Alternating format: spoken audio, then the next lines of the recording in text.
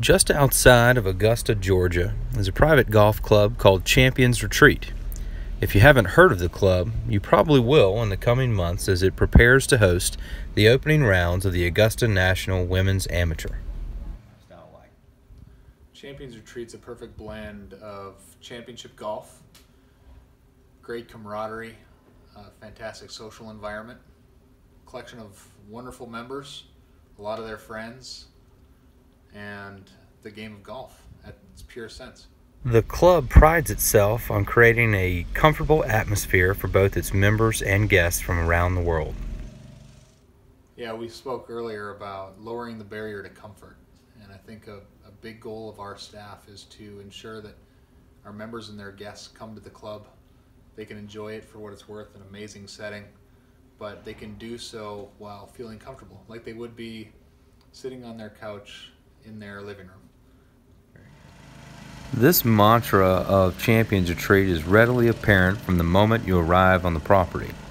The comfortable settings of the club make it an attractive place to host the opening rounds of the inaugural Augusta National Women's Amateur. The event is set for this spring and will feature the top 70 women's amateurs from around the world. The event will actually start with a practice round on Tuesday for the players. There will be 72 of them. It's a stroke play event. That practice round takes place on the Tuesday. Wednesday and Thursday will be 18 holes each day, stroke play. And at the end of Thursday's round, it will conclude with 30 players with no ties making their way over to Augusta National. They'll play a practice round on Friday and play the final 18 holes on Saturday for the championship. Champions Retreat is the only golf club in the world to feature designs by Arnold Palmer, Jack Nicklaus, and Gary Player. In the upcoming Augusta National Women's Amateur, it's the Island and Bluff courses that will take center stage. So they're going to be playing the Island and the Bluff. That'll be kind of the rotation. Island will be the front nine, the Bluff will be the back nine. Island is Palmer, Bluff is Nicklaus. So the island meanders out to the Savannah River. 7 of the holes are actually on an island, and then it's going to finish up back by the clubhouse.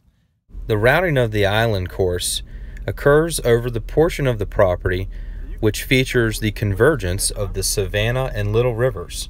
The holes there are among the most scenic and beautiful on the golf course, with holes 4 and 5 both straddling the side of the Savannah River. It is there that the club has a unique ritual of first-time players visiting the club driving over the Savannah River between the states of Georgia and South Carolina. The island course provides players a unique set of challenges and includes water on every single hole. And the par 3 holes may be amongst the best on the entire property.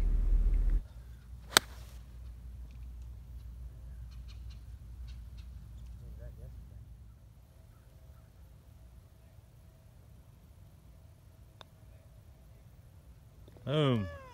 So Mike, Dwayne and I were talking about that. Over on the Bluff course, players will see a very different environment. The Bluff 9 has a lot of topography to it, quite shockingly actually, because the island is so flat. There's some serious topography over on the Bluff side.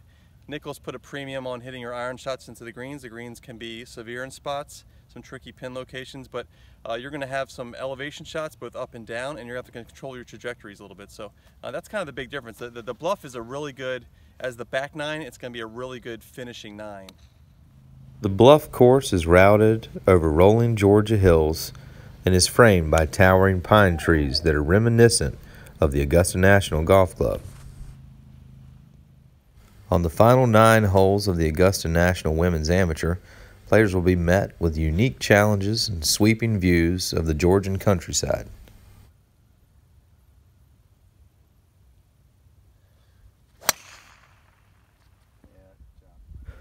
The green complexes on the Bluff course provide a stern test for players as they follow the sharp slopes of the surrounding lands.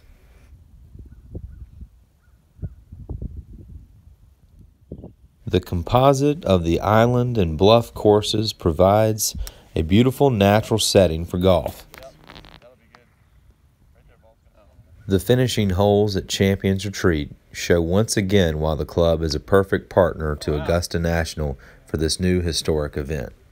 Good shot.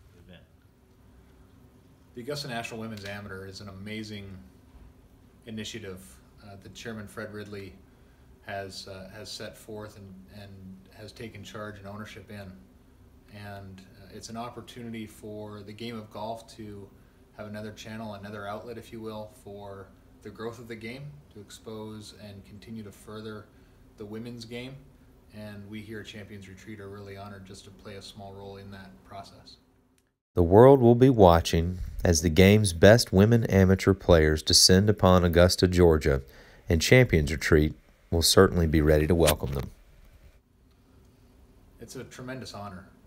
It's something that I don't think any of us here on property could have ever guessed or hoped would happen, but it's so significant in terms of the role in the game and where I think it's going to take the game over the next 5, 10, 15, 20 plus years. And so for us to play a small role in that in the first and inaugural is a tremendous honor. We're very excited about it.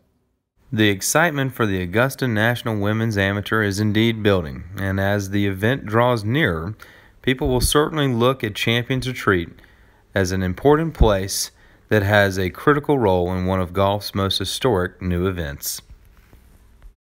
For more on my visit to Champions Retreat, visit jrevell.com.